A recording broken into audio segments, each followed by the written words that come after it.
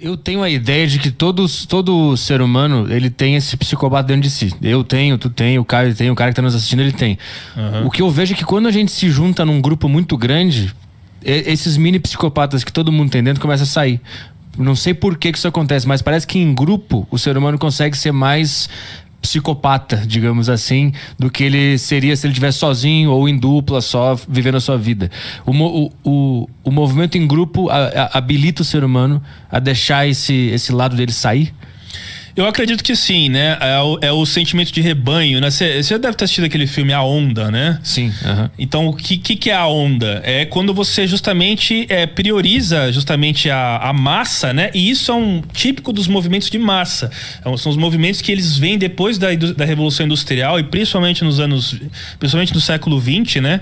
Que é o movimento da cultura de massa mesmo. É tudo massificado, você perde a sua, de certa forma, identidade. E aí o que acontece? Esses são os males dos coletivismos, os coletivismos diversos. O fascismo é um tipo de coletivismo também.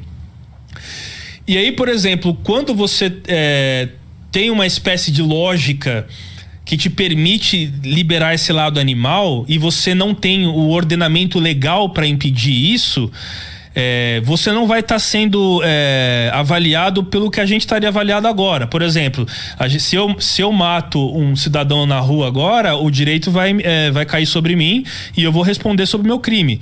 Agora, se, sei lá, um país invade o Brasil e a gente é chamado a defender esse país e eu mato 50 inimigos que estão aqui em São Paulo, ao invés de eu ser punido, eu vou ganhar uma medalha, né? Então, tipo assim, depende muito do lugar, né? Eu acho que assim, eu acho que o entrave da lei, né? E aí vem a questão da punição. Eu acho que a punição, ela é necessária, né?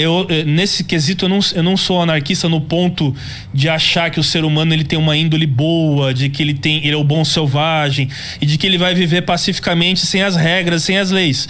Porque se você tirar a questão da própria punição mesmo, seja ela, não tô falando só com prisão, mas de alguma punição que você vai receber por aquilo, você vai pensar, mesmo que você tenha vontade, você vai pensar 2 vezes antes de fazer aquilo, né? Mas assim, acho que tem alguma coisa na natureza humana que quando ele tá em grupo, o mal dele começa a sair mais. Eu vou te dar um exemplo bem bobo. Quando eu vou no estádio, eu sou lá do Sul, quando eu ia no estádio do Grêmio, eu era tomado por uma sensação diferente do que se eu assistia o jogo em casa. Porque tava um grupo todo de azul ali e às vezes eu me pegava xingando o juiz. E se eu visse o juiz na minha frente, eu individualmente, eu não falaria isso pra ele. E eu lembro que eu comecei a xingar o juiz, eu pensei, o que eu tô fazendo? O que é isso?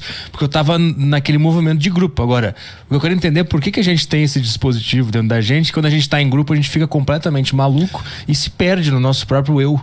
Eu acho que é o respaldo, né? Porque quando você tem quando você tá sozinho, você se sente desamparado, de certa forma. Agora, quando você sabe que você pertence a uma torcida, a um grupo de skinhead, um grupo de punk, ou o que for, você tá sendo respaldado por iguais a você.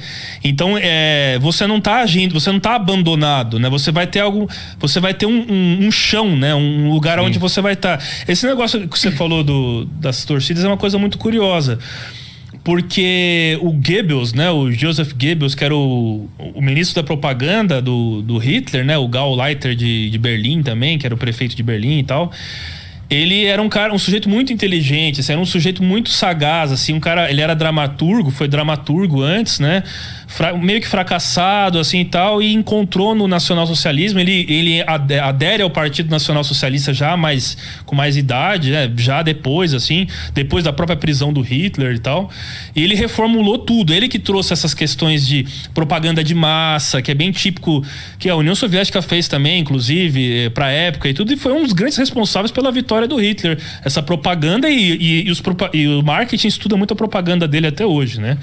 E ele falava, por exemplo, ele tinha isso está no meu livro, inclusive, um subcapítulo do livro, e isso é verdade, nós temos 70% do nosso corpo é água, né? Então, a água, quando você tem um som muito forte, ela vibra. Se você põe um som muito forte, você pode perceber que a água vibra. Então, o que ele fazia? Ele sabia que você, com o sentimento de barulho, de rebanho, o seu sangue vai ferver mais, vai vibrar mais. Então, por isso que os nazistas faziam aquelas marchas, era toda uma parafernália, né? Que o Julius Streicher fazia também lá as reuniões de Nuremberg e tudo, Que era uma coisa assim, tipo, que você ficava hipnotizado, né? Hoje a gente não tem isso, mas basicamente você tem, por exemplo, sei lá, num show de rock, você vai lá, tá todo mundo lá com aquela música, você fica também assim, isso é contagiante, né? A vibração é contagiante porque nós temos uma boa parte do nosso corpo de água. E o Goebbels, ele falava que tinha, acho que, eu não lembro a quantidade exata de megahertz, acho, mas não tem uma quantidade exata de megahertz que eles até proibiram depois da Segunda Guerra, que pode causar esse sentimento de transe nas pessoas, né? Então até as gravadoras de disco e tudo, eles proibiram se produzir música com essa quantidade de megahertz para não provocar isso nas pessoas, né? Mas ele soube que a música fazia isso, então ele colocava aquelas músicas, até música clássica mesmo, aquelas músicas orquestradas, assim, muito de barulhos de sinfonia e tudo mais, e deixava as pessoas em transe, né? Então é uma coisa curiosa. Tem o sentimento de rebanho, claro, mas a gente é totalmente manipulável nesse sentido também, né? Porque a gente é matéria, nosso corpo é matéria, tem água, tem, enfim.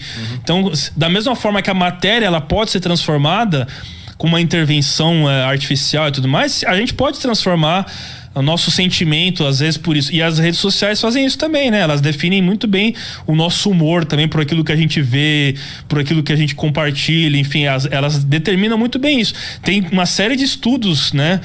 Tentando,